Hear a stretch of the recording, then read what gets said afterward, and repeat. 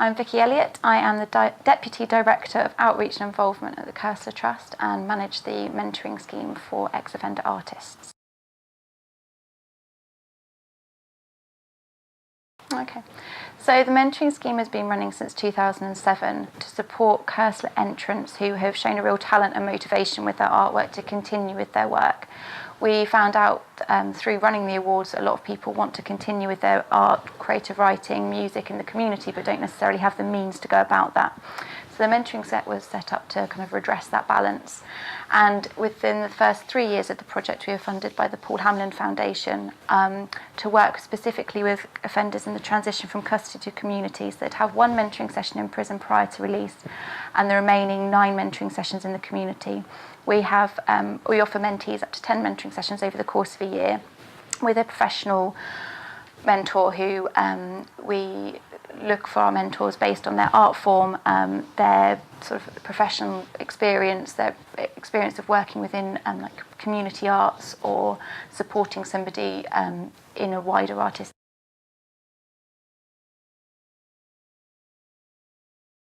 We've matched we've supported 70 mentoring relationships now over the last 6 years. We've trained up different groups of mentors. There's been 7 different training groups now, about 65 mentors that we've trained and have stayed with us, and some mentors have then taken on a second mentee and would like to work with us in the future.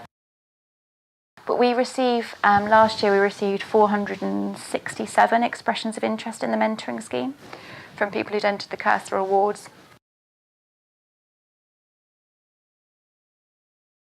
People are on probation. Some people who've been involved in the criminal justice system in some way, shape or form and have lost their liberty. We put a call out for entries each year, and the entries come in between January and April, and across 58 different art forms. So we just say, send us your artwork. We have a themed category each year which people can respond to across different artwork genres. People have said to us that first-time entrants find it difficult to sometimes get motivated. So we accept all entries. They're all signed off and supported by a member of staff within the establishment, so sometimes the member of staff might make a call as to whether it's appropriate to send something in or not.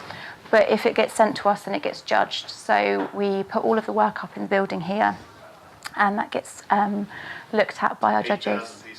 8,000 pieces. So that includes some of our non-visual work as well. So we've got this is the mixed media room, but we have sculpture, oil and acrylic, portraiture, drawings. A lot of it's about the way the work was created and what it was built from. But then we also there's a few different music categories, from rap, hip hop and grime to choral music, instrumental. I've got different poetry categories. We get about 1,000 individual poems a year as well. The outcomes are really set by the mentee and the mentor. We ask them to action plan at their first mentoring session and really set their own goals. When mentees apply for the scheme, we ask them what sort of help they might require, whether it is finding their way around the local arts community or if they would like to do something very specific or go on to further education, just so we can help with that mentoring match and make sure we find the right mentor for them. But in terms of the outcomes, the mentees set their own goals for themselves with their mentor at their first mentoring session. So they look for, what would you like to be doing in a year's time? Well, how would you like your writing to be part of your life? What would you like to do with your art? Where would you like your art to be seen? Or I'll go with that. But we also look at outcomes around the mentees' development. So we are having the project externally evaluated, which will look at people's own self-esteem and confidence and compare that to a control group of people who are in prison who have not had access to the arts and also who have been in prison and had access to arts and education but also looking at, ultimately we would hope that through having a more fulfilled life that people will not reoffend. That is our ultimate goal of the mentoring scheme. Hopefully by having something purposeful in their lives that will help people reconnect with society, feel more engaged and will not reoffend and will not create future victims.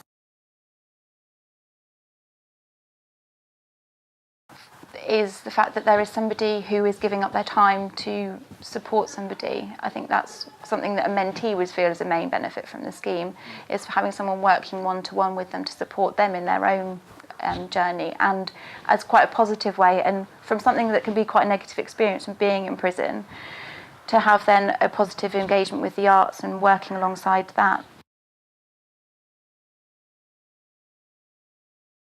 The counselor mentoring scheme is quite unique for the fact that it is mentoring with ex-offenders through the arts. I think we are one of the only providers that do that, and I think we work, this is quite unique in terms of it really focuses on the individual. So we don't set specific goals or targets. We really work that out between the mentees and the mentors. And I think what sets it apart is the calibre of our mentors. We have mentors who are, have got a really wide experience themselves to work with as well. We're quite a small scale scheme just for the fact that the size of the organisation we are. We have not got the ability to support relationships in a responsible way if we got too large. So we try to sort of run a high quality scheme that really benefits those who it does involve.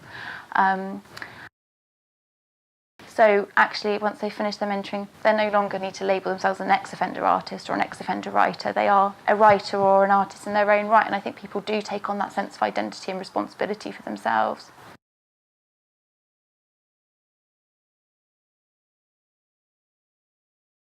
Yes, Cursor received the Approved Provider Standard in 2010. So we had an assessment day here, and they met, the Mentoring Befriending Foundation met with How does it benefit your project? 2 of our mentors and 2 of our mentees. I think it's really benefited because it was a pilot project.